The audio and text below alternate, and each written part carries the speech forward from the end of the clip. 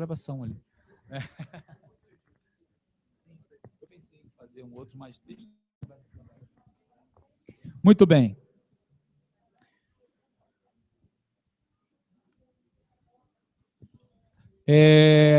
Então vamos lá. Esteja com a sua Tanar, com a sua Bíblia aberta. Nós vamos a um shiur agora. Por que esse tipo de ensinamento sobre o arrebatamento pré-tribulacionista? E aí nós vamos, toda essa teoria tribulacionista, pré, mid, pós. O que é isto? É um ensinamento teológico que ensina que a chamada igreja, ou o povo de Deus, ou o povo do Eterno, primeiro é esse entendimento de igreja, Israel, que vocês vão até ver de onde veio a ênfase dessa diferença. Já vinha lá de trás, desde Constantino, mas a coisa fica pior.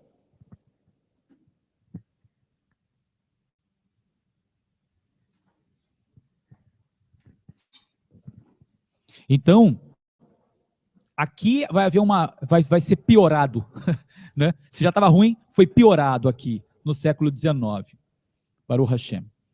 Então, quando nós olhamos para isso, nós vamos entendendo, e essa foi a preocupação que me veio ao coração, e nós precisamos ter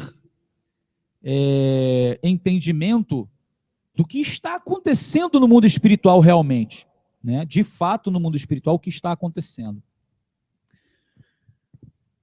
Então, essa ideia de uma teologia dispensacionalista, onde encara a história da humanidade como eventos, como períodos. Então, essas coisas, elas não existiam antes do século XIX, vieram a existir. E a maioria das pessoas acreditam nesses períodos de dispensação, dispensação da lei, dispensação da graça, em que tudo isso saiu da cabeça de uma pessoa e ela hoje está na cabeça de milhões de pessoas, como verdade, e que não expressa os ensinamentos anteriores, nem principalmente de Yeshua e dos seus discípulos, porque na realidade, negar tudo que os profetas disseram, ou tentar maquiar de alguma forma, ou dar uma nova interpretação. Bom, doutrina do arrebatamento pré-tribulacionista. Maqueia o que o próprio mestre disse. A doutrina do arrebatamento pré-tribulacionista é uma doutrina cristã tardia. Por isso que eu estou falando tardia. Daqui, século XIX, pertinho. Que tem ameaçado o verdadeiro entendimento bíblico. Esta doutrina cristã só teve início no século XIX. E o objetivo desse estudo aqui é provar que esta doutrina do arrebatamento pré-tribulacionista é uma invenção moderna do cristianismo que não tem nenhuma raiz bíblica nem judaica de qualquer tipo. Uma doutrina que vai totalmente contra as escrituras, certo? E uma doutrina de paz e segurança que pode futuramente, pode e deve destruir a fé de muitas pessoas, de milhares de pessoas. E aí, assim, como falta para os teólogos cristãos o conhecimento judaico de ser, então ele vai ignorar o nível de interpretação Peshat. O que é o nível de interpretação Peshat? É o nível literal, o nível simples do que está escrito. Ignorar o que está escrito simplesmente já leva ao caos, né? Então, um dos maiores problemas com a doutrina cristã do arrebatamento pré-tribulacionista é que já de cara fere o Midrash. Segundo a Midrash, ou seja, eu estou falando Midrash não de o Midrash Tanhumá, o Midrash Haggadah. Não estou falando do Midrash do conjunto de alegorias que existe da Torá. Estou falando da Midrash no aspecto de Lidrosh, fazer uma exegese literalmente como se deve. Ok? É isso que eu estou dizendo. Um texto nunca pode perder o seu Peshat, o seu sentido literal de ser. O que está escrito, está escrito. Ou contradizer outro. Aí você vai ter um grande problema. Contudo, esta doutrina em particular não tem base de literalidade, de Peshat, porque é um achismo. E as pessoas, elas continuam reproduzindo uma teologia de achismo. Apesar dos pré-tribulacionistas frequentemente alegarem que suas crenças são baseadas numa leitura simples e literal das Escrituras, o fato é que uma leitura literal das Escrituras é incapaz de produzir uma crença no arrebatamento pré-tribulacionista. Se você simplesmente lê o que os profetas disseram, se você lê simplesmente o que Yeshua ensinou e os Talmidim, e o que Apocalipse expressa, você vai entender que não tem arrebatamento pré-tribulacionista nenhum. Ou seja, ninguém vai ser arrebatado antes da tribulação, da chamada Tzara Gidolá, ou da angústia de Jacó. Bom, totalmente sem base bíblica são as afirmações. Aí nós temos, existe, né, um teólogo famoso, Hal Lindsey, talvez conhecido de alguns, até ele mesmo, que é um defensor dessa teoria, dessa doutrina, ele defende mesmo o pré-tribulacionismo, ele admite que a sua crença não se baseia no sentido simples e literal das Escrituras. Lindsey admite que ele não consegue mostrar nenhum versículo que diga claramente que o arrebatamento ocorrerá antes da tribulação. E isso está na página do livro dele, a página 32. Tá? O nome do livro é O Arrebatamento, por Hal Lindsey, página 32. Para não dizer que eu estou inventando, não?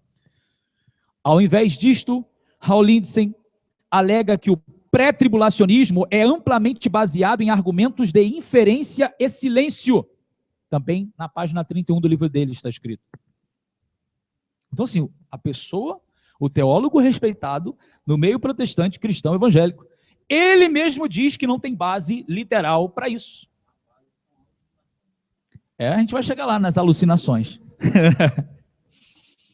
Então, se o pré-tribulacionismo não vem de um entendimento de Peshat, ou seja, de simples literalidade das Escrituras, devemos então nos perguntar de onde se originou e por que tanta gente acredita nisto.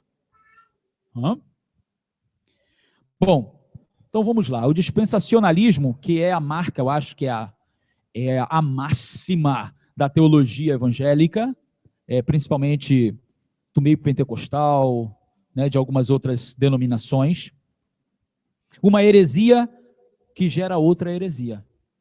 Aí assim, que os heréticos somos nós, judaizantes. Eles vão dizer que os heréticos somos nós. Estamos judaizando, voltando para o judaísmo, voltando para a lei. Mas é sempre assim, eles podem fazer de tudo que não presta. É a graça, né? A graça que liberta para nada, para viver nada, como eu sempre digo aqui. Né? Agora, para aqueles que se aproximam das Escrituras e se sentem atraídos pela Escritura de Deus, obviamente, aqueles que desejam guardar os mandamentos de Deus, está sob maldição, voltou para a lei, regrediu, herege. Está tudo certo, é verdade. Obviamente que não é isso que nós cremos, e vamos dizer aqui. Bom, durante as décadas, ou seja, 1820, no caso, 1820, século XIX, e 1830, um teólogo cristão chamado John Darby, falei certo? Ou é John Darby? Darby. John Darby, fundador da Irmandade, eu acho que é Plymouth, desenvolveu uma nova teologia sistemática chamada dispensacionalismo. Esta doutrina, desde então, tornou-se muito popular no cristianismo. É fato incontestável que o dispensacionalismo não existiu até o século XIX. Não tem nenhuma raiz judaica e não existia nem mesmo no cristianismo até o século em questão. Então veja, 1820, antes disso, não tinha essa ideia dispensacionalista. Eu acho que para todos aqueles que estão nos vendo aí, que já viu, já estudou, já fez teologia, bacharel, o que for, meu Deus, se estudar dispensacionalismo, o evento da humanidade dividido em dispensações só da cabeça de uma pessoa no século XIX. A pessoa está pensando que está estudando algo, né? Desde lá, da época de Yeshua, que Yeshua ensinou isso, que os discípulos... Nada, saiu da cabeça de um homem no século XIX. Então, vamos ver a origem desta grande mentira. Como a maioria dos teólogos do século XIX, John Darby era antinomiano. O que é isso? Antinomia. O que é isso? Antilei. Ou seja, ele mesmo já tinha em si a ideia de que não estamos mais vivendo lei. Que ele é contra isso, contra a lei. Ou seja, nós estamos na graça. Esse era o pensamento dele. Todo mundo que tem esse pensamento é um antinomiano, certo? Um fora da lei.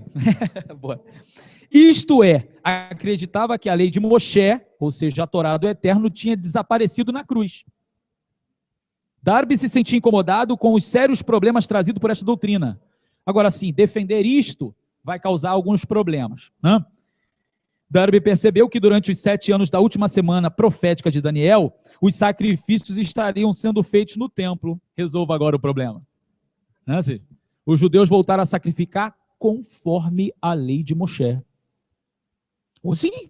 E o Eterno permitiu isso. Vamos lembrar que em 1820 ou 1830, o povo judeu estava espalhado no mundo, não existia Israel como nação. Mas já o ensinamento já sobre os últimos dias, se entende que Israel voltará a sacrificar no templo. Que templo? Não tem nem terra. O povo está dispersado pelo mundo inteiro. Mas assim, na época dele, não ia imaginar.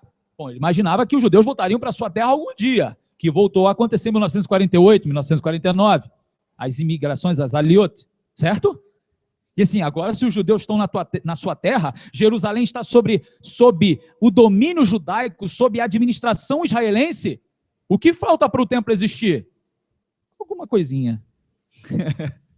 Para quem não estava na sua terra. A Torá tem uma validade muito grande em Israel, portanto que a nação está estabelecida sobre aquelas 3 bases que eu falei aqui, sobre a questão do casamento, a kasherut e o Shabat. São 3 pilares aí para que a Torá ela possa ter uma liberdade entre o povo, ou seja, obviamente vai viver aqui laicos e religiosos de todos os segmentos religiosos, né, de todas as linhas, e os laicos que não querem saber de Torá, de nada. Mas todo mundo tem que respeitar o casamento, como é o Shabat e a kasherut. Então assim, para voltar ao templo, é um pulinho, né? Uma coisinha de nada. Agora, o Darby teve que tentar resolver esse problema. E agora? O povo judeu vai voltar a sacrificar, isso conforme a lei de Moisés. Seria isso voltar o período da lei? Bom, Darby percebeu que durante os 7 anos da última semana profética de Daniel, os sacrifícios estariam sendo feitos no templo, como a lei de Moshe estava claramente sendo cumprida durante os 7 anos de tribulação. Na visão dele, ele conclui que a lei voltará a ter validade no início da tribulação. Obviamente que se Deus não tivesse de acordo com isso, não voltaria, né? Bom, essa linha de raciocínio fez Darby segregar as histórias bíblicas e proféticas em períodos compartimentados. Darby teorizou que o período da lei tinha acabado na cruz e que o período da graça, ou o período da igreja, tinha começado na cruz. Então, com a tribulação, o período da lei volta e o período da graça termina. Isto criou um problema grande para a teoria de Darby. Como poderia o período da lei retornar se a igreja ainda estaria na terra? Estão entendendo o raciocínio? Assim, acabou, a lei acabou, agora entrou a graça. Mas aí vai voltar o período da lei, mas como é que pode a igreja estar junto com Israel, período de lei e graça? Vamos resolver o problema. Darby achava que o período da lei, o Eterno lidava com Israel, e na tribulação o Eterno voltaria a lidar com Israel. Então o que aconteceria com a igreja? A chamada igreja. Certamente que a chamada igreja não sairia do período da graça para voltar para a lei de Moshe. Essa é a mentalidade deles. Como consequência dessa linha de raciocínio absurda, Darby adotou a ideia de um arrebatamento pré-tribulacionista, que havia se tornado tão popular entre os Irvingitas, que eu vou falar sobre o Irving aqui também, que é um que vai dar continuidade ao pensamento. Então, assim, eu começo a perceber, só na questão da história, de que é uma pessoa pensando por milhares de pessoas, tentando achar alguma coisa que não existe, para tentar adequar ao seu pensamento, à sua interpretação, e lamentavelmente, como hoje acontece muito facilmente também, ele vai conseguir estabelecer uma doutrina e levar multidões de pessoas atrás do seu pensamento. Bom, essa ideia dizia que a chamada igreja sairia da terra no início da tribulação, deixando Israel para trás para sofrer na tribulação durante o período chamado angústia de Jacó. Então, neste período, volta a lei, o período de lei. Darby agora tem um outro problema. Se a chamada igreja fosse arrebatada deixando Israel para trás, o que dizer dos judeus crentes? E agora? Assim, vai fazer o que com os judeus crentes? Eles são igreja ou são Israel? Eles seriam arrebatados juntamente com a chamada igreja ou ficariam para trás com Israel? Darby inventou outra solução completamente louca. A dicotomia igreja-Israel. Você vai ouvir isso na teologia milhões de vezes em todos os lugares. Essa teoria ensina que um judeu que se tornava crente no Messias passava a fazer parte da igreja e não era mais parte de Israel. Como resultado disto, ninguém poderia ser parte tanto da igreja quanto de Israel. Segundo essa teoria, judeus crentes deixariam de ser judeus e se tornariam parte da igreja, que ele ensinava a conter pessoas que não eram nem judeus nem gentios. Aí, pare para pensar comigo, esse pensamento é o mesmo de hoje. A pessoa olha assim, você é judeu? Sou. E você não está na igreja? Mas você crê em Jesus? Então você deixou de ser judeu, você é igreja. Todo mundo tem esse pensamento. Ele come porco? Não. Ah, então ele não é crente, não. Não se converteu, não.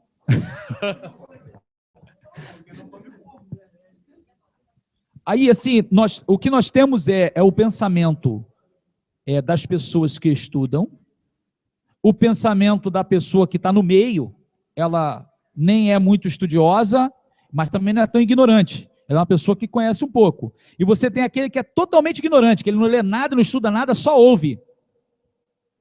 Os três vão defender a mesma ideia.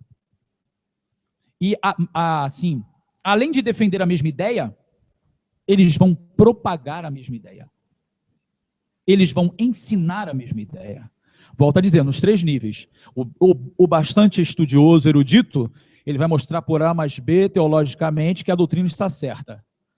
O mais ou menos, que estuda um pouquinho, mas não é tão ignorante, ele vai procurar, de alguma maneira, provar o seu pensamento, baseado na que da teologia, o mais erudito explicou. E o ignorante, ele não tem nem base para dizer, mas ele fala assim, não, eu acredito porque o pastor falou. Sim, mas ele, sabe qual é a questão? É que ele aprende e passa. Na ânsia de fazer a obra de Deus, ele vai ganhar pessoas e ele vai ensinar o que ele aprendeu. E aí, ó. Sim, eu estou falando dos eruditos lá, estudiosos, que compraram a ideia e podem estudar, porque eles vão estudar todas as linhas de pensamento. E você pode ver que toda revistinha de escola bíblica tem lá arrebatamento pré, mid, pós. Eles estudam todas as ideias. Mas são ensinados a ficar com qual? A dispensacionalista, a pré-tribulacionista. Porque virão as referências que é totalmente fora de contexto, totalmente, e eles enfatizam tanto isso, né, que não deve se basar em referência fora de contexto, mas são os que fazem, porque não tem. Nós vamos ver aqui que não tem. Porque, como foi mencionado aqui, a Escritura não pode contradizer ela mesma. O que Deus falou pela boca de um profeta, ele não pode falar o contrário aqui com um Talmide, com o que Yeshua não falaria o contrário. Nem Kefa, nem Paulo, nem João. Perfeitamente. E essa Escritura tem que se cumprir da mesma forma que os profetas disseram. Porque senão nós estaríamos acreditando num livro mentiroso.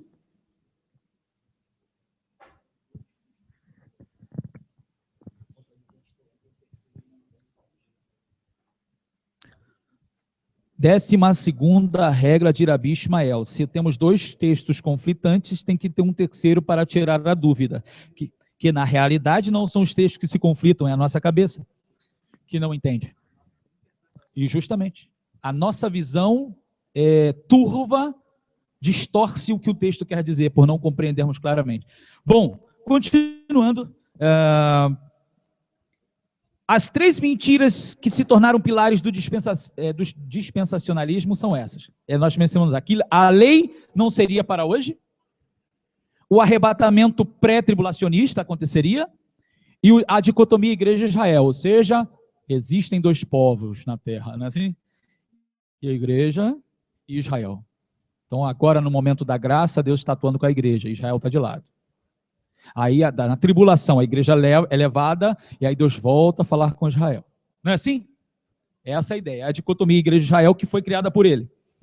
Obviamente que os judeus messiânicos não podem aceitar nem a número 1, nem a número 3.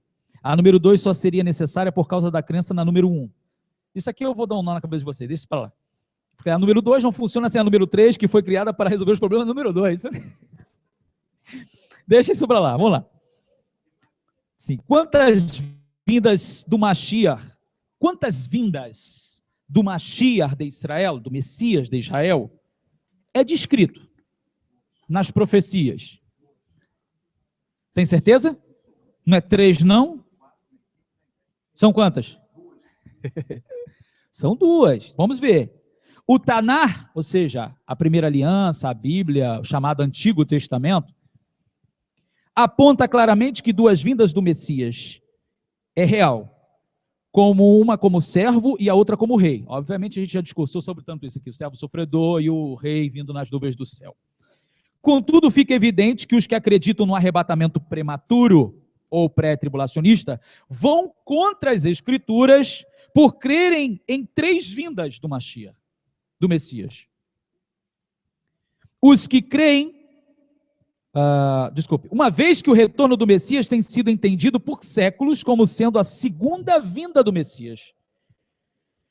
Os que creem no arrebatamento prematuro devem mudar a expressão acima pela terceira vinda do Messias.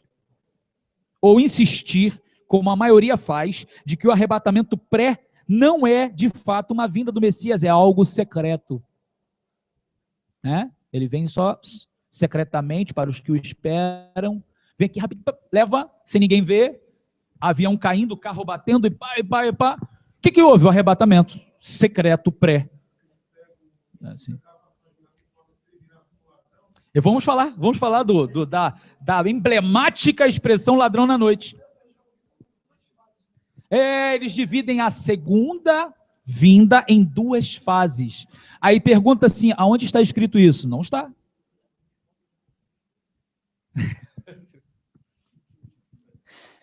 Bom, se a teoria do arrebatamento pré fosse verdadeira, então as Escrituras deveriam ensinar sobre um aparecimento. Ok? E o Messias apareceu, ou aparecerá. Ou seja, um aparecimento pré-tribulacionista do Messias, que não é uma vinda do Messias, propriamente dita, seguida de uma vinda do Messias após a tribulação. E mais, as Escrituras não poderiam identificar, aí aqui vamos a um termo hebraico, hatifá, diga hatifá. Hatifá.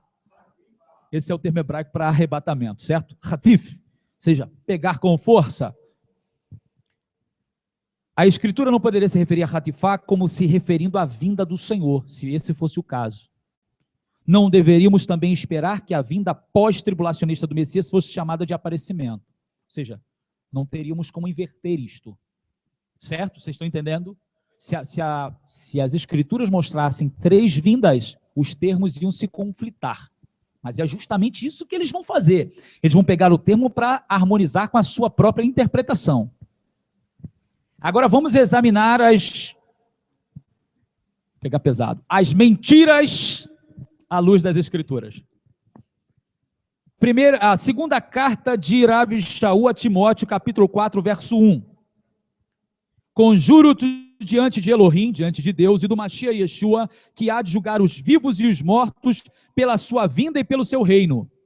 Ouviram? Conjuro-te diante de Deus, Elohim, e do Mashiach Yeshua, que há de julgar os vivos e os mortos pela sua vinda e pelo seu reino. Aqui vemos claramente que no final da tribulação e no início do reino teremos a vinda do Messias. Sim ou não? Ele está falando que o Messias vem e vai julgar os vivos e os mortos pelo quê? Sua vinda e pelo seu? Então eu tenho duas coisas acontecendo no momento que ele estabelece o quê? O reino. Não posso desassociar isso, não posso criar uma outra ideia. Certo? Então um arrebatamento pré já fugiria, porque não pode ser secreto, porque ele está dizendo que vai julgar os vivos e os mortos na sua vinda e no seu reino. Mas ok. Assim também, agora a carta aos Hebreus 9, 28. Assim também o Mashiach, oferecendo uma só vez para levar os pecados do mundo, aparecerá segunda vez, sem pecado, aos que o esperam para a salvação. Aqui o texto fala claramente da vinda pós-tribulacionista do Messias. Se o arrebatamento prematuro existisse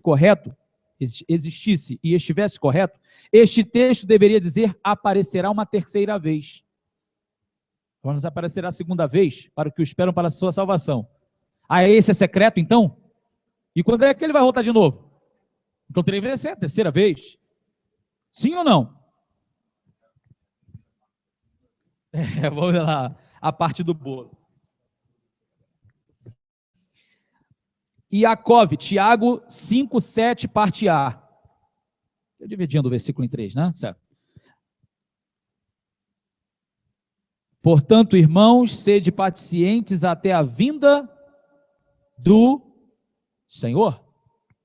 Esse texto nos instrui claramente que a nossa esperança deve ser na vinda do e não em um aparecimento do Senhor. Dizemos, a primeira carta aos Tessalonicenses 4, do 15 ao 17. Dizemos-vos, pois, isto pela palavra do Senhor, que nós, os que ficarmos vivos para a vinda do Senhor, de modo algum precederemos os que já dormem, porque o Senhor mesmo descerá do céu com um grande brado, a voz do arcanjo e ao som do chofar de Elohim, de Deus. E os que morreram no Mashiach e Yeshua ressuscitarão primeiro. Depois nós, os que ficarmos vivos, seremos arrebatados juntamente com eles nas nuvens, ao encontro do Senhor nos ares. E assim estaremos para sempre com o Senhor. Certo?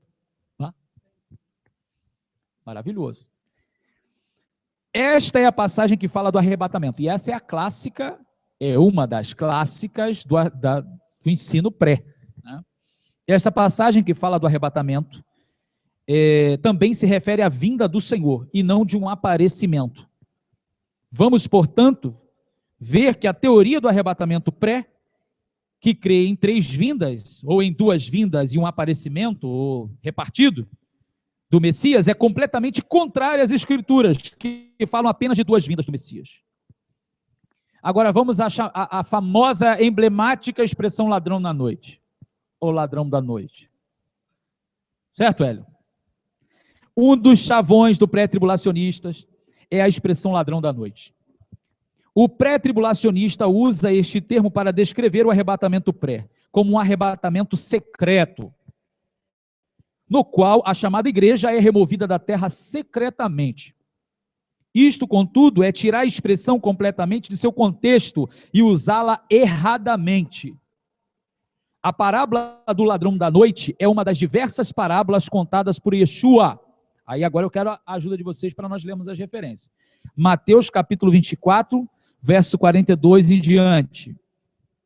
É mencionada ainda em 3 outros lugares. Por favor, alguém abra também 1 Tessalonicenses 5, do 2 em diante.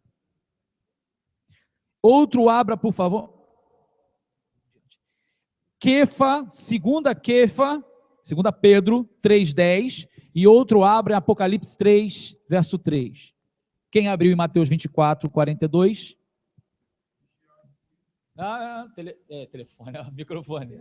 Cadê o microfone?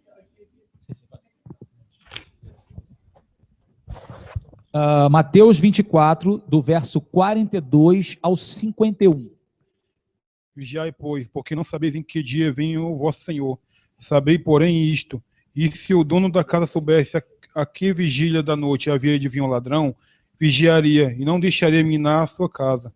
Por isso, ficai também vós apercebidos, porque nunca a hora em que penseis virá o Filho do Homem.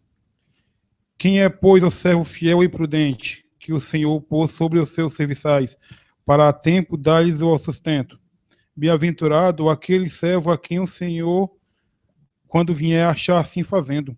Em verdade vos digo que o porá sobre todos os seus bens, mas aquele que o mau servo, disser no seu coração, meu senhor tarda em vir, e começa a espancar os seus conservos, e a comer e beber com os ébrios, virá o senhor daquele servo num dia em que não o espera, e numa hora de que não sabe, e cortá-lo pelo meio, lhe dará a sua parte com os hipócritas. Ali haverá choro e ranger de dentes. Muito bem. Agora, 1 Tessalonicenses 5, do 2 ao 10. Mas, irmãos, acerca dos tempos e das estações, não necessitais de que se vos escreva, porque vós mesmos sabeis muito bem que o dia do Senhor virá como um ladrão de noite. Pois que, quando disserem a paz e segurança, então lhes sobrevirá repentina destruição, como as dores de parto, aquela que está grávida, e de modo nenhum escaparão. Mas vós, irmãos, já não estáis em trevas, para que aquele dia vos surpreenda como um ladrão, porque todos vós sois filhos da luz e filhos do dia. Não vos surpreenda como um ladrão. Ok? Guarde essa expressão. Aonde é que a gente vai aplicar a expressão ladrão? É roubando ou no improviso? Ou no inesperado? Ok? Nós não somos da noite nem das trevas. Não durmamos, pois, como os demais, mas vigiemos e sejamos sóbrios. Porque os que dormem, dormem de noite, e os que se embebedam, embebedam-se de noite. Mas nós, que somos do dia, sejamos sóbrios, vestindo-nos da couraça da fé e da caridade, e tendo por capacete a esperança da salvação. Porque Deus não nos destinou para a ira, mas para a aquisição da salvação por nosso Senhor Yeshua HaMashiach, que morreu por nós para que quer vigiemos, quer durmamos, vivamos juntamente com ele. Muito bem, vá prestando atenção nas referências. 2 Quefa, ou seja, 2 Pedro 3:10. Verso 10. Virá, pois, como ladrão o dia do Senhor, no qual os céus passarão com grande estrondo, e os elementos ardendo-se dissolverão, e a terra e as obras que nela há serão descobertas. Olha só o texto. Virá como ladrão, não é isso? O dia do Senhor, no qual os céus passarão com grande estrondo. Isso, eu não posso desassociar o que está escrito. Que o dia do Senhor vindo como ladrão, os céus vão passar com um grande estrondo. Então, assim, olha as referências que nós estamos lendo, várias referências aqui. É Mateus 24, foi lida a primeira carta aos Tessalonicenses, agora a segunda carta de Quefa, tudo fazendo comparação com o ladrão na noite. E o grande problema deles é que eles associam o arrebatamento pré como Yeshua, né, Jesus, para eles, vindo buscar a igreja, na realidade roubar a igreja. Como o ladrão rouba algo precioso, Jesus virá aqui roubar a igreja, que é preciosa. Mas não é isso que o texto está dizendo. Não se está comparando o Messias a um ladrão porque ele rouba. Até porque o povo é dele. O povo não é do mundo. O povo que ele vem arrebatar, buscar, recolher, reunir, é dele, não é do mundo. Então não tem roubo aí. Então não precisa nem vir secretamente. Ele tem que vir bem abertamente porque ele vai pegar o que é dele.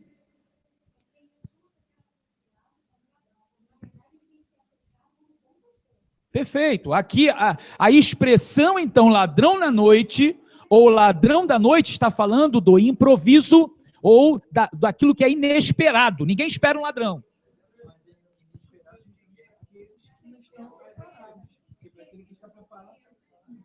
Mas o servo não espera. Isso para mostrar, segura que você vai entender. Apocalipse 3:3. Não. Vai lá.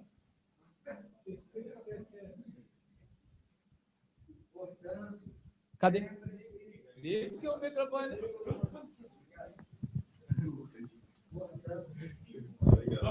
Pronto. Portanto, lembre-se do que você recebeu e ouviu, obedeça e abandone seu pecado. Porque se você não despertar, virei como ladrão. Você não sabe em que momento virei contra você. Não tem nada a ver com roubar. Está dizendo a hora que Como um ladrão surpreende uma pessoa, não saber o momento. Perfeitamente, vamos chegar aí. Perfeito. É justamente a expressão que vai vir como um despertamento para nós, para que nós estejamos apercebidos, para que não sejamos pegos de surpresa. Porque um servo prudente, ele está pronto a todo momento, embora realmente a gente não saiba o dia nem a hora, mas eu estou pronto esperando o Senhor. Eu não sei que hora, você não sabe que horas. Certo? A vinda não vai te surpreender despreparado, a vinda surpreenderá a todos. Porque nós não sabemos o dia nem a hora. Não nos surpreenderia se soubéssemos o dia. Está marcado, senhor, o senhor está atrasado. Não. Entendeu? Nós não sabemos o dia nem a hora. Quando chegar o momento, nós vamos ser surpreendidos, mas não estaremos despreparados. Não estáis em trevas. Para que aquele dia me surpreenda como um ladrão. Certo? Como um ladrão que vem roubar, mas você vai ter que estar preparado. Porque se um ladrão vem e você está preparado, o que vai acontecer? Vários. Perfeitamente. Cadê o microfone? Apocalipse 16, 15. Vamos ainda deliberar. Eis que venho como ladrão. Bem-aventurado aquele que vigia e guarda os seus vestidos para que não ande nu, não se vejam as suas vergonhas. Eis que venho como ladrão. Bem-aventurado aquele que vigia e guarda os seus vestidos, para que não ande nu e não se vejam as suas vergonhas. Muito bem. Uma análise verídica desta expressão, tal qual é usada nas Escrituras, revela justamente o extremo oposto a um arrebatamento pré-tribulacionista. Ok?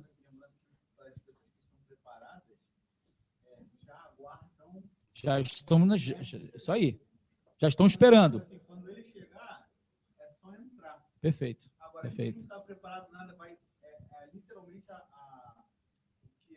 a parábola das 10. Vamos chegar nelas também. Aqui eu acho que está bem exaustivo isso aqui. Primeiramente, vamos analisar a parábola em si. Vamos agora, minúcias de Mateus 24, 42. Vigiai, pois, porque não sabeis em que dia vem o vosso Senhor. Sabei, porém, isto: se o dono da casa soubesse a que vigília da noite havia de vir o ladrão, vigiaria e não deixaria minar a sua casa. Por isso ficai também vós apercebidos, porque numa hora em que não penseis, virá o Filho do Homem. Existe um grande número de elementos importantes nesta parábola. Primeiramente, devemos perceber que o ladrão nesta parábola refere-se ao Messias. Contudo, o ladrão nesta parábola não está roubando a chamada igreja do mundo. Isto seria absurdo, não? O Messias ser um ladrão? Isso é uma transgressão da Torá. Transgressor. Mas sim, o termo ladrão é usado para identificar que o Messias virá num momento inesperado. Já falamos. Em segundo lugar, percebemos claramente que a chamada igreja não estava esperando que ele viesse naquele momento. E, finalmente, é extremamente significativo que o ladrão vem no momento posterior, no qual o povo, ou a chamada igreja, é esperada e é encontrada dormindo. Aí Matitiarro 25, as 10 virgens. Você tem que falar de uma porcentagem fiel e uma porcentagem infiel. Todo mundo dormiu. Todo mundo cansou. Certo? Mas ele veio e chamou. Quem se despertou tinha que ter pelo menos um azeitezinho de reserva. As 10 despertaram. As características de todas são iguais. Só uma diferença é que é o azeite de reserva. O resto está todo mundo igual. A diferença do último momento é o azeite de reserva. Certo? Mas olha, vamos ver uma aplicação muito interessante ainda nesse tema. Agora, a comparação e o paralelo que me deixa preocupado é este, é o sono da apostasia. E o que seria o sono da apostasia? Nós sabemos que a apostasia começou lá no século IV, né, com Constantino. De lá para cá, o que era chamado corpo do Mashiach, a Kahal Kadosh, se mesclou com as ideologias pagãs e surgiu o cristianismo institucional romano. É porque já beira o quarto, né? 325. Já é o quarto, né? Mas assim, ali já acabou o que Yeshua tinha instituído. Que aquilo não representa Yeshua nem a Torá, nem Marte. Né? Então, assim, já acabou. Ou seja, já se apostataram. E todos os bispos do Oriente que não concordaram com aquele concílio foram perseguidos. Então, realmente, literalmente, mudaram o Shabat para o domingo, a data do Pêssar no calendário hebraico para o calendário gregoriano no dia que é, proibir qualquer chamado cristão que comungar com o judeu ou participar da Páscoa do judeu está excomungado da chamada igreja. Não é assim? E olha, não pode nem comungar com o judeu.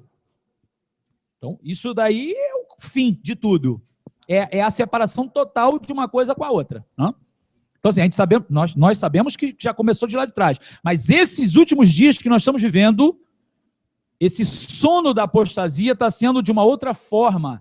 E é isso que me preocupa com as pessoas. Ao longo das escrituras, nós vamos ver que dormir é um eufemismo para apostasia. Então, olha só. Nós estamos falando de coisas representativas, alegóricas, que apontam, que exemplificam, que expressam alguma coisa.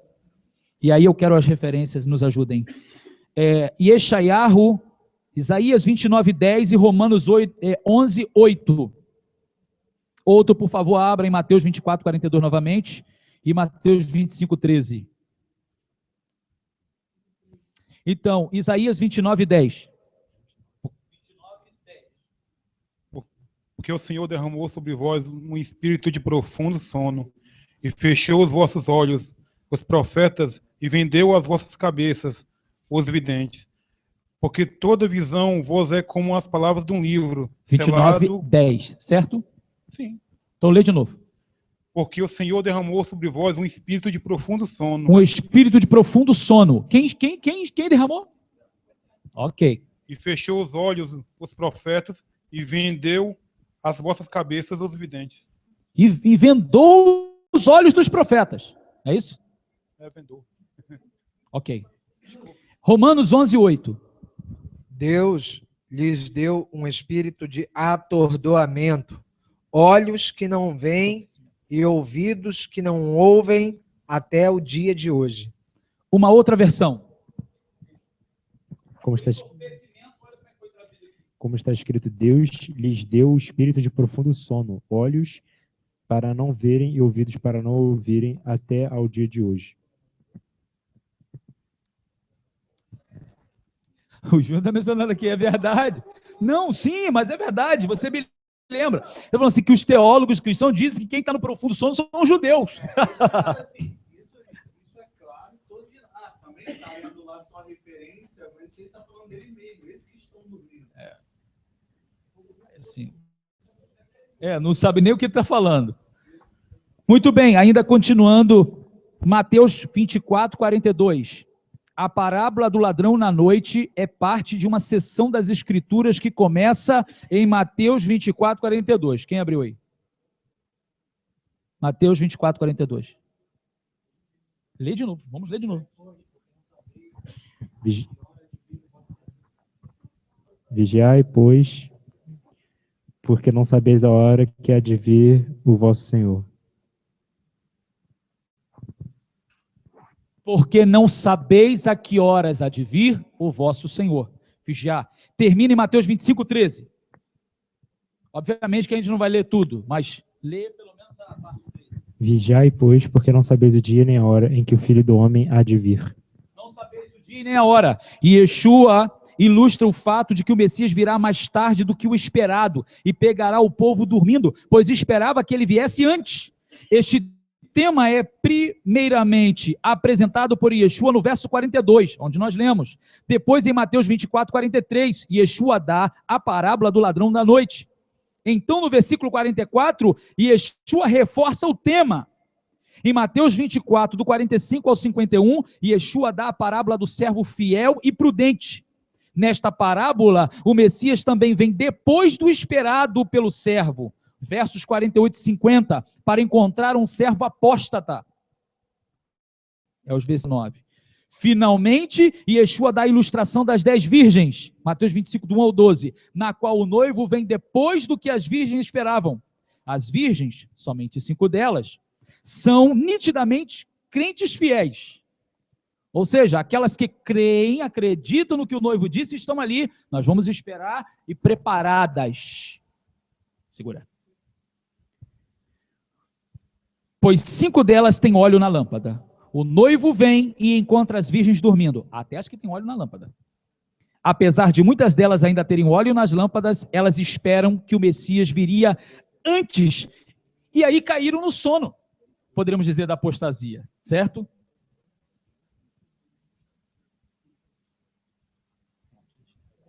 Na realidade, a comparação das virgens não é com a noiva, e sim com o estar preparado, é como o servo fiel, entendeu? Na realidade, ali é o cortejo. É justamente porque ele está mencionando aqui, o noivo já não vem casado, nessa parábola, sim, ele já vem casado. E essa é até uma das ideias de que, sobre a questão das bodas, do cordeiro, mas aqui a parábola não está se focando na noiva em si, mas naqueles que acompanham o cortejo, naqueles que são servos para se encontrar com o noivo, com o dono da festa. Então a ideia aqui não é se as virgens que são a comparação com a esposa, e sim, a ideia é no estar acordado ou não, desperto ou não, preparado ou não.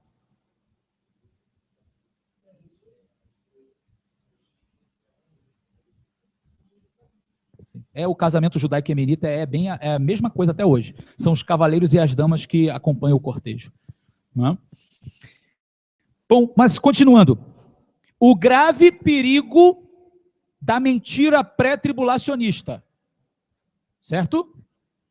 Ao contrário de ensinar um arrebatamento pré-tribulacionista, esta seção das Escrituras nos avisa que muitos do povo esperarão o Messias antes dele vir.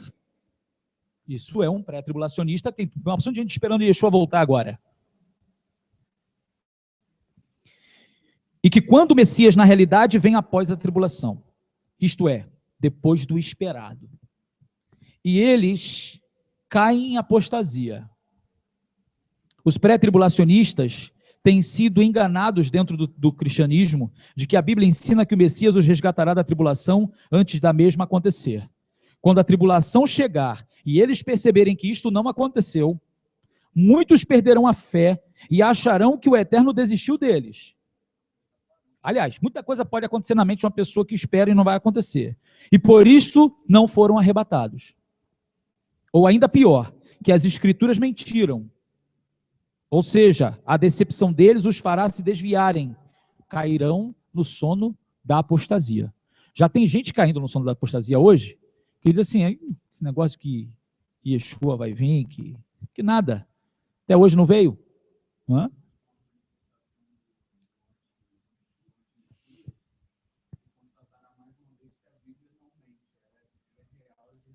Mas e aí, cadê o arrebatamento pré?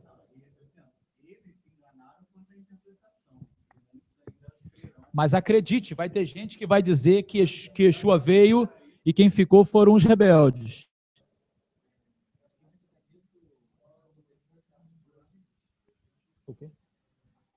O templo vai ser o caos para muita gente, né? Para nós vai ser uma grande alegria. Sabe assim, já está pertinho. Só 7 anos agora. 7 anos e mais um pouquinho. Para muita gente vai ser o caos. Meu irmão, eu tenho 36. Você imagina esperar só mais 7 anos para ver Yeshua? Se morrer no meio do caminho, está garantida a ressurreição, é logo ali. Vai lá, tem tempo de descansar muito. Já está levantando de novo. Cochilada, ora. Fala assim, Abraão, ui, pai Abraão, pai Isaac, pai Jacó, já está chamando o Messias, vamos embora. Olha aí. É verdade. É verdade. Quem tem entendimento, entenda. Né?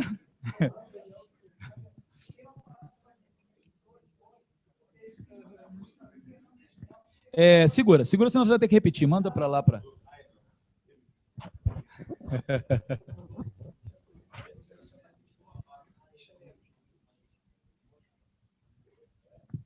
Então, esse perigo da apostasia que o Rabino está falando é real porque Yeshua fala em Lucas 18:8. Quando, porém, vier o Filho do Homem, porventura achará fé na terra? Então, vai achar fé, fidelidade, porque se a pessoa perdeu totalmente a credibilidade naquilo que ela professava, acabou. Acabou. É tudo mentira. Ou então, agora que eu estou perdido mesmo, chega, para mim acabou. E vai viver a vida dissolutamente. Agora, Sefer Hit Galut, Apocalipse, capítulo 3, verso 3, lemos: lembra-te, portanto, do que tens recebido e ouvido, e guarda-o, e arrependa-te, pois se não vigiares, virei como um ladrão, e não saberás a que hora sobre ti virei. Já foi lido aqui. Certo?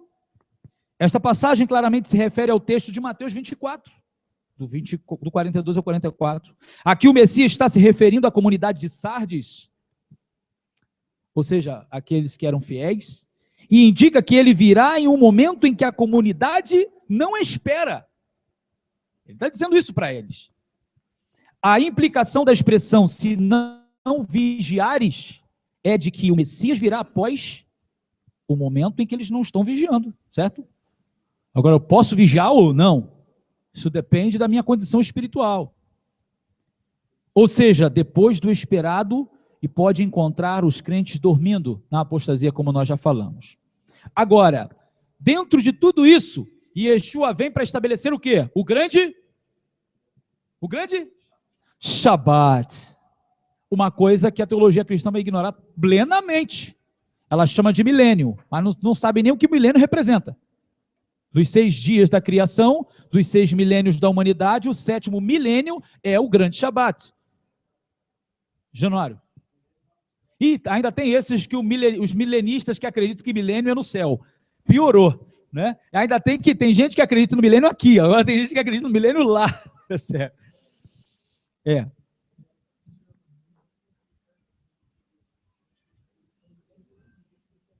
Sim, eu vou... Ok. Bom, novamente nós vamos ler referências. O grande Shabat, o chamado milênio, e a vinda do ladrão da noite, certo? Vamos a essa associação. Segunda carta de Kefa, Pedro, capítulo 3, verso 10, lemos: virá, pois, como ladrão o dia de Adonai, no qual os céus passarão com grande estrondo, e os elementos ardendo se dissolverão, e a terra e as obras que nela há serão descobertas. Aqui, o dia em questão refere-se ao dia de 1000 anos. Ok? O reino do chamado milênio, do Mashiach. O grande Shabat. E aí, aqui, segunda carta de Pedro 3:8, Salmo 90, verso 4, Apocalipse 20, verso 2 e 7. Quem pode abrir aí? Então vamos lá, segunda Kefa 3:8.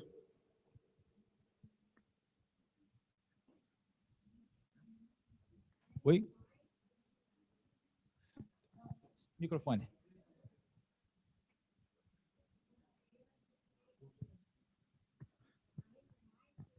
Tá ligado? Pra cima. Além do mais, queridos amigos, não ignorem isto.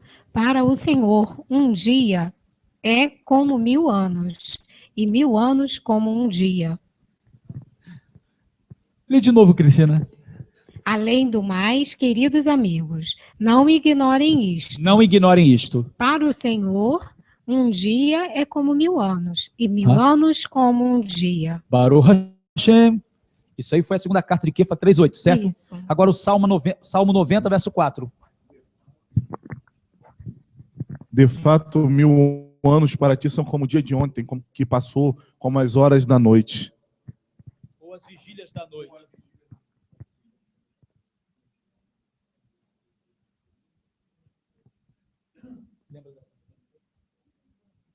Então, está falando das vigílias da noite, não? E fazendo uma comparação com a carta de Kefa, tem uma outra referência aqui que o Daniel mencionou, muito importante até, a expressão usada das vigílias da noite, para referir-se à vinda do Senhor. Apocalipse capítulo 20, verso 2 e 7. Apocalipse capítulo 20, verso 2 e 7. Tá aí vi descer do céu um anjo que tinha a chave do abismo e uma grande cadeia na mão. Ele prendeu o dragão, a antiga serpente, que é Rassatã, o diabo, Satanás, e amarrou por 1000 anos. E lançou no abismo, e ali o encerrou, e pôs selo sobre ele, para que não mais engane as nações, até que os 1000 anos se acabem. E depois importa que seja solto por um pouco de tempo. Então, estamos falando do dia de 1000 anos, né? Ou seja, o dia de 1000 anos. Agora o verso 7. 7. E acabando-se os 1000 anos, Rassatã será solto da sua prisão. Muito bem. Continua aí para você ler o capítulo 19, verso 11, tá certo? Este dia de 1000 anos começa com a segunda vinda do Messias. Então, nós estamos falando que assim que o Mashiach chega, ele chega para instaurar, para estabelecer, para dar início ao Shabat, esse período de 1000 anos. Então, logo no início, Rassatã será preso. Aquele que enganava as nações será preso. Durante o período do grande Shabat, não haverá influência de Rassatã no mundo, na criação. Este é um exemplo do que acontece no dia de Shabat, quando estamos guardando o Shabat. Nós estamos imersos na presença do Eterno e não há nenhum tipo de manifestação satânica, não pode haver. Esta razão pela qual o Mashiach, quando estava dentro da sinagoga, expulsou um demônio da coluna de uma mulher, libertou um homem com a mão mirrada. Quando ele curava no Shabat, está mostrando que o Shabat é o dia pleno em que não haverá nada que possa manchar, que possa ser o lado oposto da presença divina. Esta é a prova de que no milênio, o grande Shabat, não haverá espaço para as trevas, porque não se pode ter dois reis reinando, certo? Embora nós sabemos que o Eterno domina todas as coisas, mas deu e permitiu a Satanás dominar junto com a morte, mas quando o Mashiach, que é o príncipe da vida, estiver aqui, não terá espaço para Rassatã. Imagina, parecendo o Senhor dos Anéis, né? Lá a Terra-média e lá a terra dos outros, dos inimigos lá. Não. Yeshua estará governando, não terá espaço para Rassatã, para os demônios, não terá espaço. Terá espaço para a desobediência humana, isso terá. Os homens mostrarão a sua rebeldia para com Deus e o Messias de Israel, mas sem a influência de Rassatã.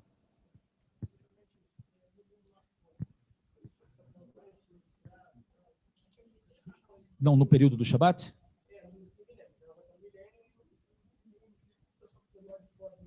Não. O milênio, quando a gente fala o milênio, o grande Shabat, esse grande Shabat envolve o mundo inteiro. Israel está habitando na sua terra. E os príncipes, aqueles que foram separados por Deus, através do Mashiach, para ajudá-la a governar o mundo. Nós ajudaremos o Mashiach a governar o mundo. Então, assim, o mundo estará vivendo cada um nos seus países, nas suas nações. Então, assim, normalmente, isso, é período de 1000 anos. Nesse período, Rassatã será preso, ele não enganará ninguém. Ele não sairá para enganar ninguém, ele vai estar totalmente bloqueado. Isso aí, não, todo o sentimento caído, ou seja, Yetzirará, não haverá influência de Rassatã, será o próprio homem mostrando a sua má inclinação de oposição a Deus. Lamentável para quem, né, seguir esse caminho, obviamente. Não terá desculpa, justamente. Não dizer assim, Rassatã me enganou. Não tem Rassatã. Rassatã está preso. Entendeu? Então, assim, será justo a maneira que quem não subir a Jerusalém não vai poder dizer assim, o tentador me impediu. Fui assaltado? Fui. Não. Mentiroso. Você não foi porque você não quis. Então, assim, não terá uma desculpa. Entende? Então, assim, e a gente sabe como o Mashiach julgará essas coisas, né? Apenas pela sensação do olor. Cadê as referências? Referência. Mateus 24:43. Mas considerai isto, se o pai de família soubesse a que vigília da noite haveria de vir o ladrão, vigiaria e não deixaria minar sua casa. Um outro verso também está em...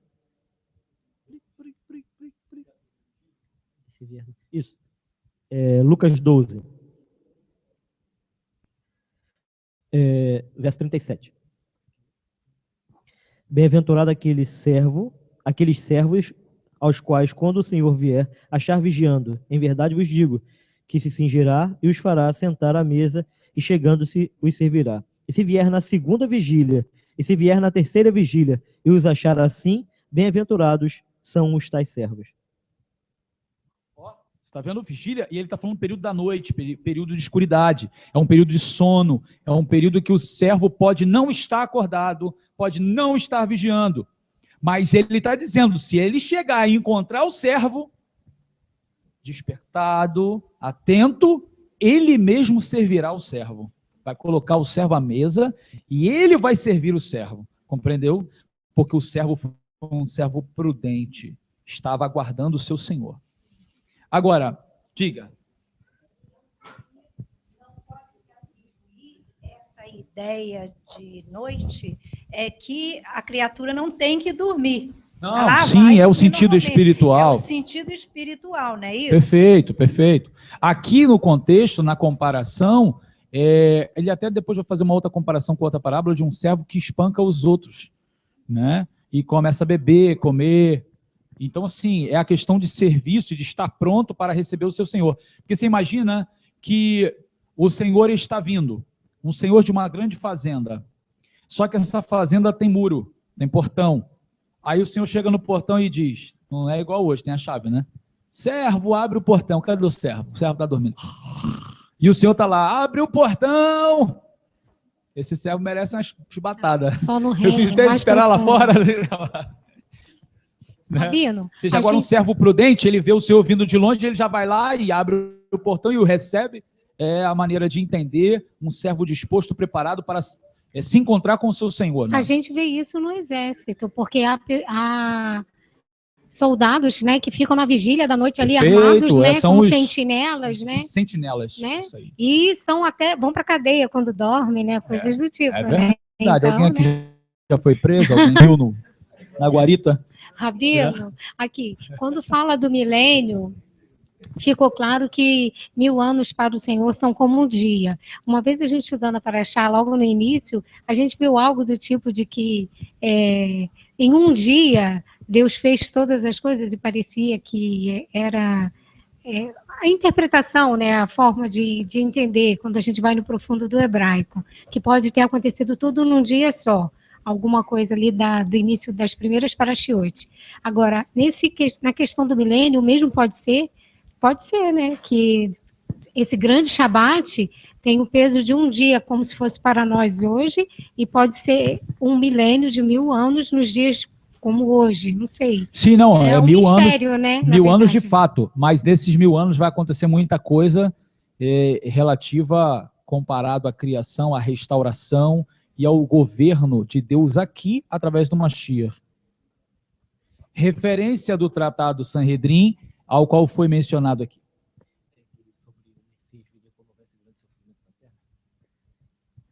Tratado Sanhedrin 98a. Rabi Yohanan disse, quando você vir uma geração cada vez decaindo, espere por ele, o Messias, como está escrito, e o povo aflito tu queres salvar.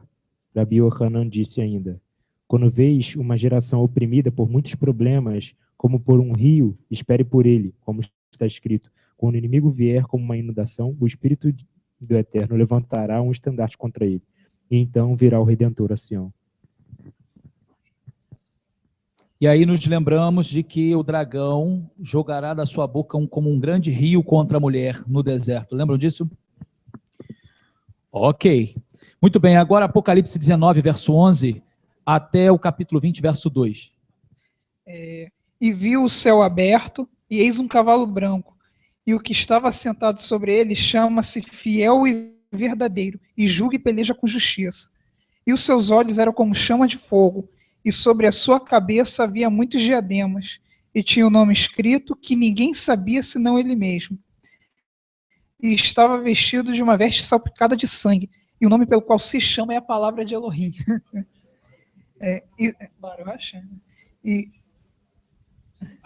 E seguiam-no os exércitos no céu em cavalos brancos, e vestidos de linho fino, branco e puro. E da sua boca saía uma aguda espada, para ferir com ela as nações, e ele as regerá com a vara de ferro. E ele mesmo é o que pisa o lagar do vinho do furor e da ira do Eterno Todo-Poderoso. E no manto e na sua coxa tem escrito este nome, Rei dos Reis e Senhor dos Senhores. E viu um anjo que estava no sol e clamou com grande voz, dizendo a todas as aves que voavam pelo meio dos céus, Vinde, e ajuntai-vos à ceia do grande Deus, para que comam a carne dos reis, e a carne dos tribunos, e a carne dos fortes, a carne dos cavalos e dos que sobre eles se assentam, e a carne de todos os homens livres e servos, pequenos e grandes. E vi a besta e os reis da terra e os seus exércitos reunidos para fazerem guerra àquele que estava sentado sobre o cavalo e ao seu exército. E a besta foi presa, e com ela o falso profeta, que diante dela fizeram os sinais, com que enganou os que receberam o sinal da besta e adoraram a sua imagem. Estes dois foram lançados vivos no lago de fogo, que arde com enxofre. E os demais foram mortos com a espada que saía da boca do que estava assentado sobre o cavalo, e todas as aves se fartaram das suas carnes. E vi descer do céu um anjo que tinha a chave do abismo e uma grande cadeia na sua mão. Ele prendeu o dragão, a antiga serpente, Rassatã, e amarrou por 1000 anos. Baruch Hashem. Temos uma referência aqui do Zohar para corroborar. Página 286, 287. E decidiram... As letras contidas no livro encerram o segredo da chegada do Messias. Está claro que o Santíssimo não quer que este segredo seja divulgado ainda, mas quando o período messiânico se aproximar, até as criancinhas saberão que ele estará chegando.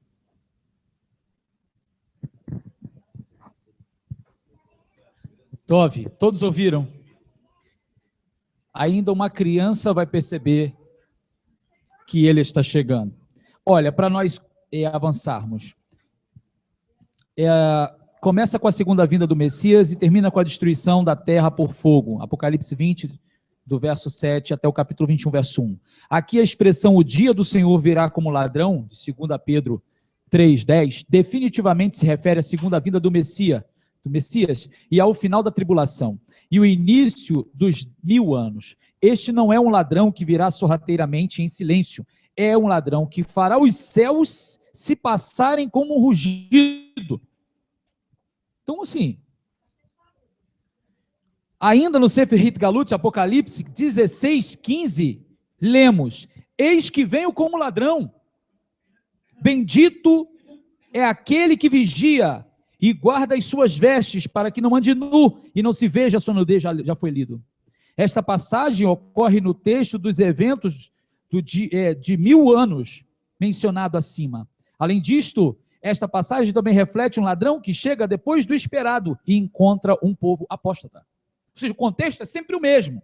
É ele chegando depois do que o pessoal estava esperando. Ele nunca chega no momento que está esperando, ele chega sempre depois. Bom, aí nós temos o alerta de Rav Shaul, de Paulo, sobre a apostasia dos últimos dias. Vamos ver um pouco.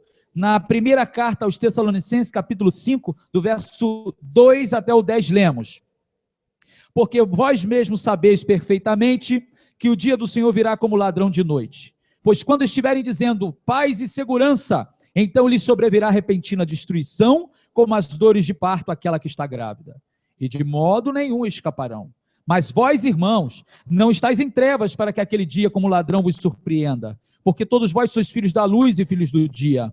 Nós não somos da noite nem das trevas. Não durmamos, pois, como os demais. Antes vigiemos e sejamos sóbrios. Porque os que dormem, dormem de noite, e os que se embriagam, embriagam-se de noite. Mas nós, porque somos do dia, sejamos sóbrios, vestindo-nos da couraça da fé e do amor, e tendo por capacete a esperança da salvação, porque Elohim não nos destinou para a ira, mas para alcançarmos a salvação por nosso Senhor Yeshua HaMashiach, que morreu por nós, para que quer vigiemos, quer durmamos, vivamos juntamente com ele. Já lemos aqui. Agora, na leitura desta passagem, devemos relembrar a passagem do ladrão da noite, a qual esta passagem claramente faz alusão. Vemos aqui uma profecia sobre o surgimento da heresia, e nós poderíamos até qualificar como do pré-tribulacionismo. Aqui aprendemos que os que se apostatarem da fé ficarão entorpecidos pela doutrina da paz e segurança, e vão cair em apostasia quando o Messias não chegar tão breve quanto o esperado. mas ao invés disso vier sobre eles a repentina destruição. É uma possibilidade. Algo que eles aparentemente acreditavam que iria escapar. Neste ponto, eles parecem ter caído no sono da apostasia. Muitos deixarão a fé quando os pré-tribulacionistas ficarem desapontados ao perceberem que entraram na tribulação ao invés de escapar dela em um arrebatamento pré-tribulacionista.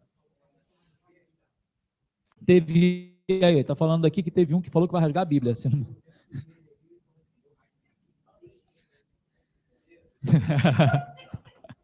Daniel, fala para ele comer, para ver se entra alguma coisa no coração dele. Melhor comer a Bíblia do que rasgar. Rabi, Excelente. tem um texto aqui em Apocalipse 16, no verso 8, que diz assim: o quarto anjo derramou sua taça no sol e lhe foi dada permissão para queimar as pessoas com fogo. Os homens foram queimados pelo calor intenso e eles amaldiçoaram o nome de Deus, que tem autoridade sobre essas pragas, em vez de darem as costas a seus pecados e lhe darem glória. É isso aí. Quanto mais afligidos, mais apertados, vão blasfemar mais ainda de Deus, ao invés de se arrepender e entender que é Deus que tem o controle sobre esses flagelos naturais. Bom, espere. Veja 1 Tessalonicenses 5:1. Quem pode abrir? A 1 Tessalonicenses 5:1. Esta seção inteira das Escrituras se refere ao momento em que acontecerá o arrebatamento de 1 Tessalonicenses 4, 16 ao 18. Na realidade, este capítulo muda de 1 4, verso 18 para 5:1, no meio de um parágrafo. Veja, 1 Tessalonicenses 4, 16, na realidade 17, diz assim: porque o mesmo Senhor descerá do céu com alarido e com a voz de arcanjo e com a trombeta de Deus. E aqueles que morreram no Machia ressuscitarão primeiro. Depois nós, os que ficarmos vivos, seremos arrebatados juntamente com eles nas nuvens, a encontrar o Senhor nos ares. E assim estaremos para sempre com o Senhor. Arrebatados. Tessalonicenses 17. Aí ele está fazendo um paralelo com 1 Tessalonicenses 5:1, que está escrito. Mas, irmãos, acerca dos tempos e das épocas, não necessitais de que se vos escreva, porque vós mesmos sabeis perfeitamente que o dia do Senhor virá como vem o ladrão de noite. Pois, quando estiverem dizendo paz e segurança, então lhes sobrevirá repentina destruição, como as dores de parto, aquela que está grávida, de modo nenhum escaparão. Nós acabamos de ler, mas só para lembrar. Esta vinda que ele está dizendo é a mesma. Ok? É justamente isso que eles fazem, que os pré-tribulacionistas fazem. É querer separar um verso do outro, ou seja, 1 Tessalonicenses 4,17, de 1 Tessalonicenses 5,1, querer desassociar um é uma vinda, a outra é outra. Ele está falando da mesma coisa. Esse arrebatamento. O mesmo Senhor descerendo do céu, com alarido e voz de arcanjo, trombeta de Deus, e aqueles que morreram no Machia ressuscitando primeiro. Depois nós, estamos vivos, seremos arrebatados juntamente com ele nas nuvens, ao encontro do Senhor nos ares, assim estaremos para sempre com o Senhor. Quer associar isso como secreto. Mas em nenhum momento está dizendo que isso vai ser secreto. Sim, Rabi está chamando. Isso vai acontecer. O Machia, Yeshua, vai vir dos céus, com alarido, com voz de arcanjo, com trombeta de Deus. Os que morreram nele ressuscitarão primeiro, em fração de segundo, todos nós seremos transformados, os vivos, e assim seremos arrebatados, levados, para encontrar com eles nos ares, e assim vamos estar sempre. Isso lá em cima do Monte das Oliveiras, tá? Nós temos a posição geográfica, vai ser nos ares, mas está lá, vai ser lá, de todas as partes do mundo, para Jerusalém, em cima do Monte das Oliveiras. Nós vamos encontrar com eles nos ares lá. E aí depois descemos. Esse evento é verdadeiro. Existe arrebatamento? Lógico que existe. Arrebatamento existe. O problema é aonde estão querendo colocar esse arrebatamento. Que segundo a teologia que predomina, principalmente no meio pentecostal, é a pré-tribulacionista. Estão querendo pegar este evento e trazer para cá antes da tribulação. E não tem fundamento. Não, isso aí nem mencionam. Não, isso aí em Israel.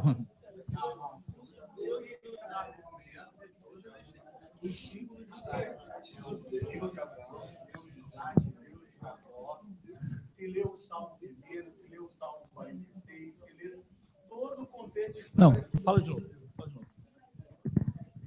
Não, se lê o Salmo 1, o Salmo 46, é o Deus de Abraão, o Deus de Isaac, o Deus de Jacó, mas o povo de Israel hoje está totalmente destituído e fora desta realidade.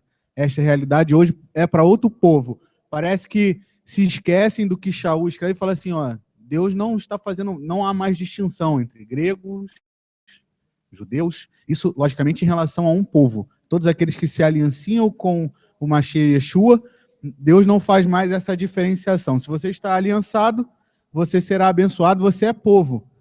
O povo de Israel. Porque o povo sempre foi Israel. Não vai deixar de ser.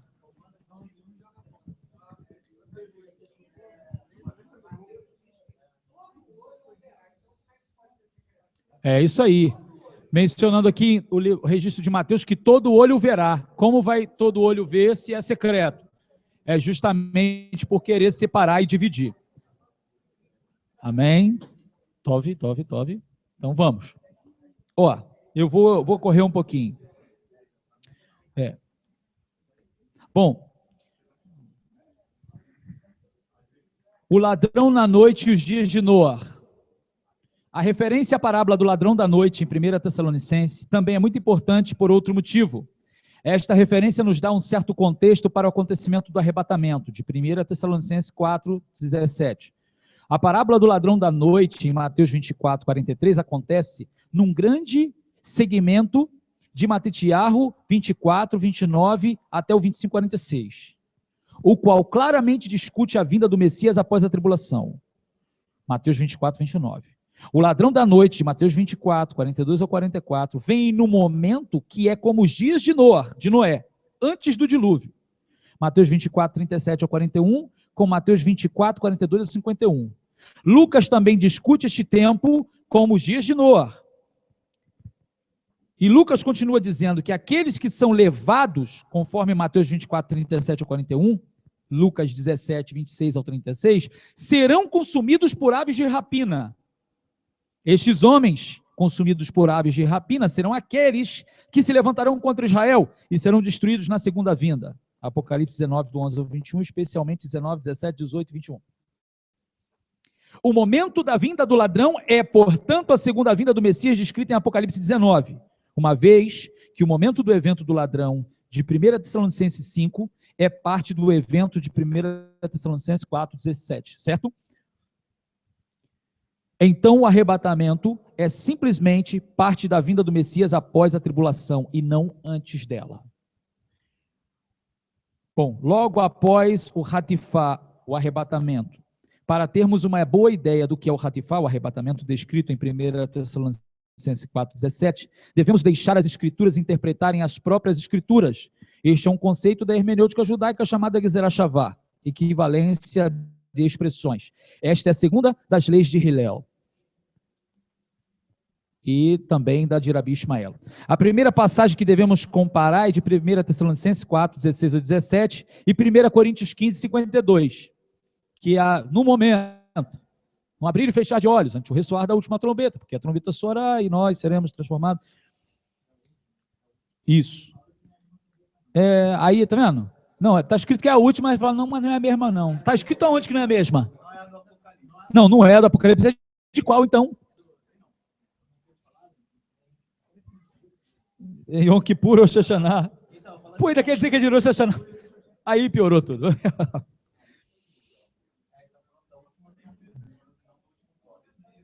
Olha, eu estou vendo que não vai dar para a gente. Foi até metade do estudo só. Olha, vamos lá. Não queremos irmãos, porém irmãos. Oi? Vamos lá. Certamente essas duas passagens, obviamente, falam do mesmo evento. A questão é que tipo de contexto 1 Coríntios 15, do 50 ao 55, dá o arrebatamento de 1 Tessalonicenses 4, do 13 ao 17. Ok? 1 Tessalonicenses, olha, porque o mesmo Senhor descerá do céu com alarido, com voz de arcanjo, com a trombeta de Deus, e aqueles que morreram no Mashiach ressuscitarão primeiro. Depois nós que ficarmos vivos seremos arrebatados juntamente com ele nas nuvens a encontrar o Senhor nos ares. Certo? Agora, 1 Coríntios 15, 51. Eis aqui vos digo um mistério. Nem todos nós dormiremos, mas todos seremos transformados. No momento, no abrir e fechar de olhos, ante o ressoar da última trombeta, porque a trombeta soará e aqueles que morreram no Mashiach ressuscitarão, porque importa que aqui nós seremos transformados. E que importa que aquilo que é mortal se reviste em mortalidade e aquilo que é corruptível se reviste em corruptibilidade. Não é assim? Então, vamos parar até aqui só para ver a comparação dos dois. O evento de 1 Coríntios 50 facilita a herança do reino. 1 Coríntios 15, 54, cita Yeshayahu 25, 8. Vamos fazer essa comparação aqui rápida. 1 Coríntios 15, 54 e Yeshayahu 25, 8. Isaías 25, 8. Tragará a morte para sempre, e assim enxugará o eterno Deus as lágrimas de todos os rostos, e tirará de toda a terra o opróbrio do seu povo falou. Tragará a morte para sempre. Agora 1 Coríntios 15, 54. Irrepetível, se revestir da incorruptibilidade, e isto que é mortal se revestir da imortalidade, então cumprir-se-á a palavra que está escrita: tragada foi a morte na vitória. Tragada foi a morte na vitória. E Isaías disse que o Eterno tragará a morte. Baruch Hashem. Agora Oséias 13, 14. E eu os remirei do poder do Sheol, inferno, e os resgatarei da morte. Onde estão, ó morte, as tuas pragas? Onde está, ó inferno, a tua destruição? Meus olhos não veem em mim arrependimento algum.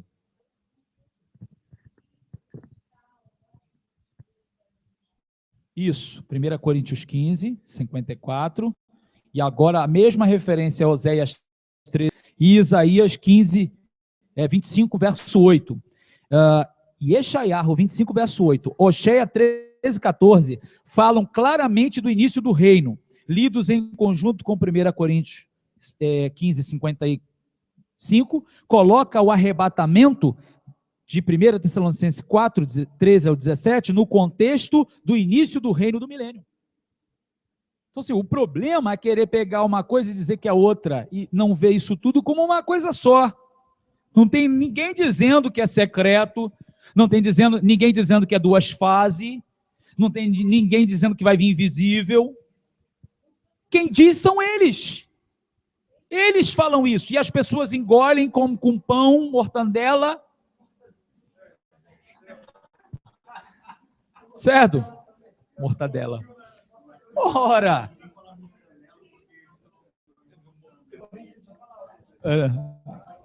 É mortadela, tá? Então, mas assim, todo mundo engole isso como se fosse verdade, ninguém questiona. Na verdade, é porque é mais fácil. É uma mortadela. Na verdade, é porque é mais fácil você viver uma coisa que é suave a você. Se você se pregar, você será morto, destruído, torturado, perseguido, ninguém vai querer. Ninguém quer isso. Sim. Verdade. E ainda como chocolate. Fala assim, ó. Daniel 7, 13, 14.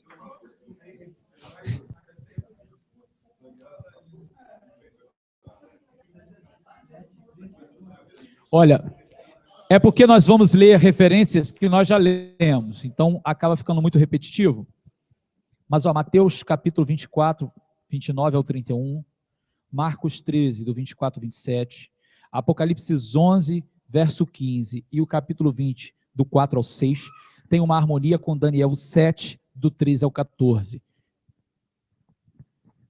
Eu estava olhando nas minhas visões da noite, e eis que vinha com as nuvens do céu um como filho do homem, e dirigiu-se ao ancião de dias, e o fizeram chegar até ele. Foi-lhe dado domínio e glória e o reino, para que os povos, nações e homens de todas as línguas o servissem. O seu domínio é domínio eterno, que não passará, e o seu reino jamais será destruído.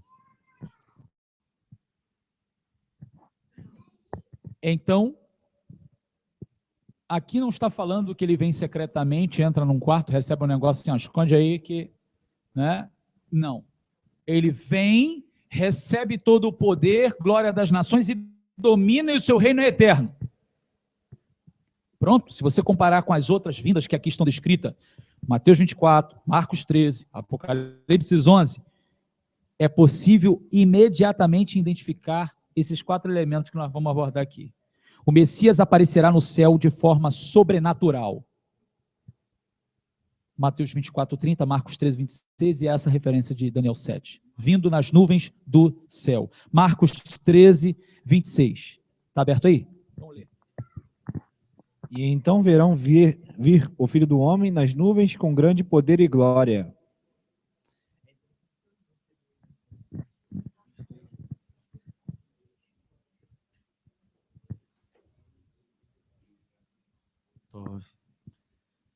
Vamos. Sim.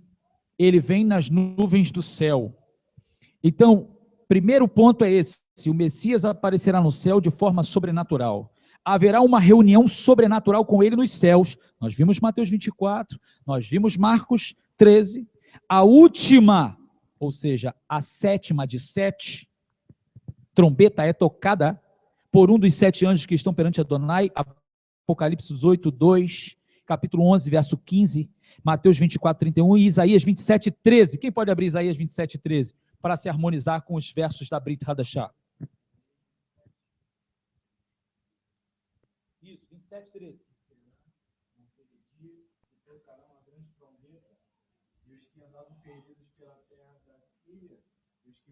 Não. E será naquele dia que se tocará uma grande trombeta, e os que andavam perdidos pela terra da Síria, e os que foram desterrados para a terra do Egito, tornarão a vir, e adorarão ao Senhor no Monte Santo em Jerusalém. Baruch Hashem. Então, vão ouvir, vão ser convocados. E agora, Apocalipse 20, do verso 4 ao 6. A primeira ressurreição dos justos é o 4º ponto, que é comum nessas outros versos. E vi tronos, e assentaram-se sobre eles, e foi-lhes dado o poder de julgar. E vi as almas daqueles que foram degolados pelo testemunho de Yeshua e pela palavra de Deus, e que não adoraram a besta nem a sua imagem, não receberam o sinal em suas testas nem em suas mãos. E reinaram com Mashiach durante 1000 anos. Mas os outros mortos não reviveram até que os 1000 anos se acabaram. Essa é a primeira ressurreição. Muito bem.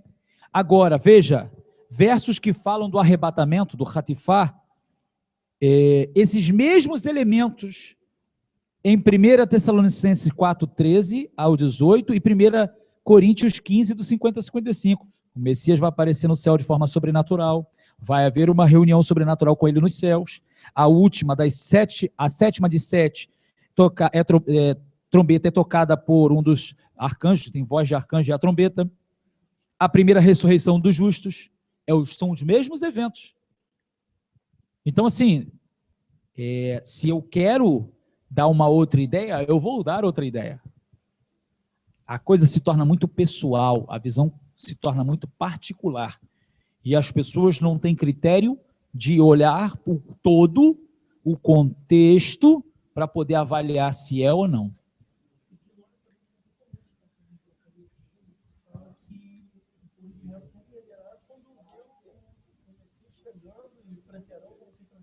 Perfeito? Perfeito. Ele está lembrando aqui a referência de Zacarias, onde vai mencionar que Israel vai enxergá-lo e vai lamentar, e vai todo Israel se converter e ser salvo nesse momento da vinda do Mashiach. Bom, ao comparar estes 4 elementos, fica bem evidente que o arrebatamento de Tessalonicenses e de Coríntios é idêntico à segunda vinda do Messias de Daniel, Mateus, Marcos e Apocalipse. Esta conclusão também é compartilhada por muitos comentaristas.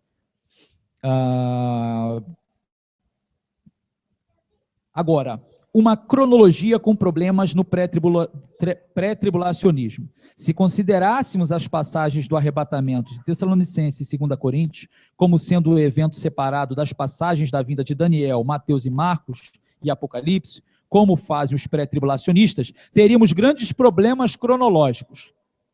Tal cronologia teria a primeira trombeta, Apocalipse 11:15, Mateus 24:31, sendo tocada depois da última trombeta.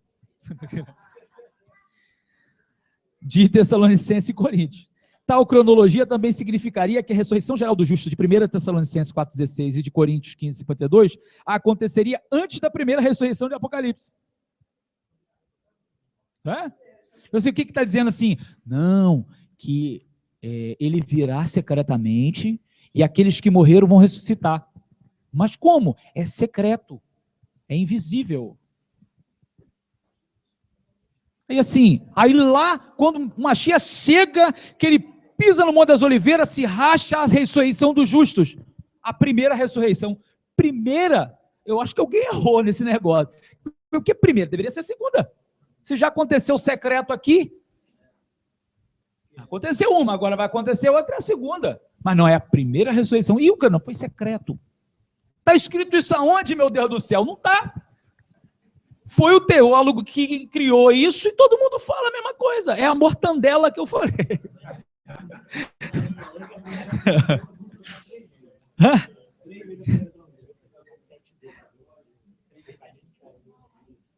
Essa é um chofá tocando é uma teruba, né?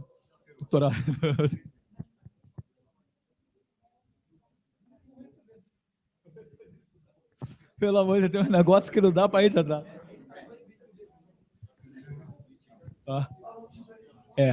Então, não vai dar.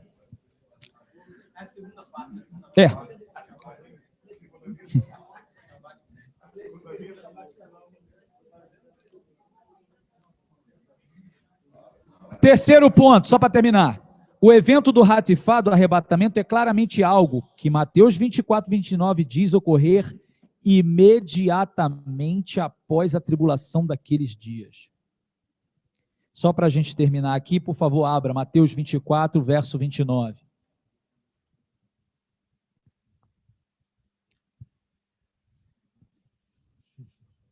Quem abriu? Veloz.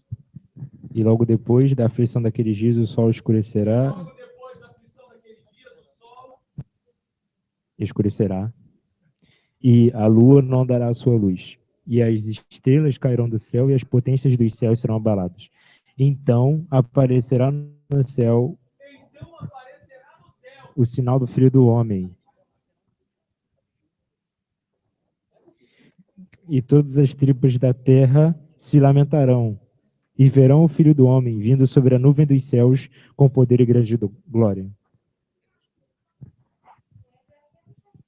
Não, isso aqui é bem claro e evidente. E todas as tribos da terra se lamentarão sobre ele.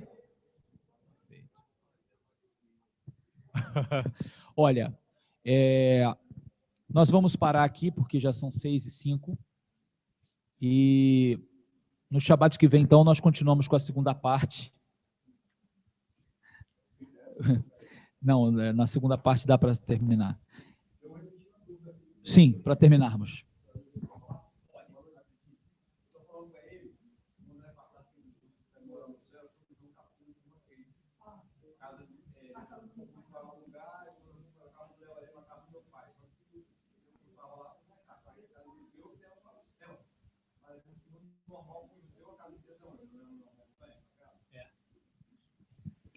Muito bem, muito bem. Na mente da igreja, né, dos cristãos, Yeshua vem para buscar o seu povo, baseado em João 14, de 1 a 3, dizendo que ele vai preparar lugar, da casa do meu pai muitas moradas, e ele vem e vai levar. Mas, na realidade, sempre na mente do povo judeu, as moradas do Eterno é na montanha sagrada. Principalmente o reflexo do que há lá em cima aqui, né? E sempre houve no coração e na alma do povo judeu o anseio da ressurreição dos mortos, para habitar plenamente no mundo vindouro, Olam Rabá, esse mundo pleno, na presença, que é o grande Shabat, chamado e conhecido como milênio, na presença de Hashem e do Mashiach de Israel. Isso sempre foi a alma do povo judeu. Ninguém nunca idealizou, do povo judeu, ninguém nunca idealizou ir para o céu. Nunca passou isso na cabeça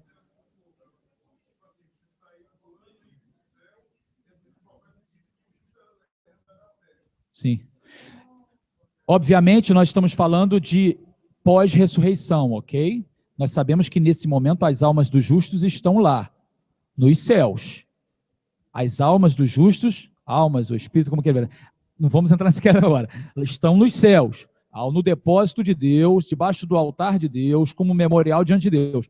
Agora, quando a gente fala da ressurreição para herdar o mundo vindouro, é aqui. A ressurreição dos mortos se dá aqui para habitar a terra aqui. E o Olam Rabá não é o céu. O Olam Rabá é este mundo transformado, é aqui. Só que fala do mundo vindouro porque é uma configuração totalmente diferente, totalmente transformado no que diferente do que é agora. Perfeitamente. Se eu perguntar assim, nós estamos vivendo como era o anterior ao dilúvio? Aliás, anterior ao dilúvio, ou seja, ao Jardim do Éden? Não, então nós podemos dizer que estamos vivendo outro mundo, certo? Então nós vamos voltar para o início, certo? Muito bem, meus amigos, queridos amigos, Haverim, Haverot, nós vamos dar um pequeno intervalo e voltaremos com Arvit e a Havdalah. O tempo foi embora, mas no Shabat que vem nós vamos para a segunda parte, vamos para a segunda parte desse arrebatamento pré, tem muito mais coisa para a gente falar, e vamos fazer ainda algumas harmonias até com a tradição judaica, enfim, Baruch Hashem, que o Eterno vos abençoe, vamos ao nosso intervalo.